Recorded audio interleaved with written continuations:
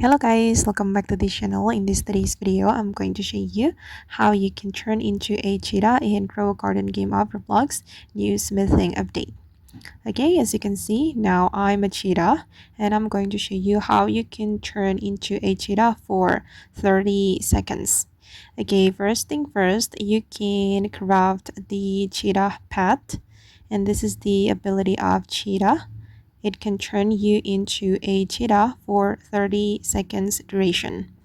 Okay, and I'm going to view the detail.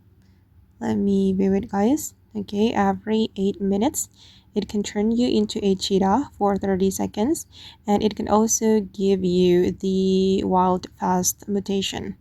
And I'm going to show you the items that you need to craft the cheetah. Okay, you will need orange tabby, legendary coal, and also shackles.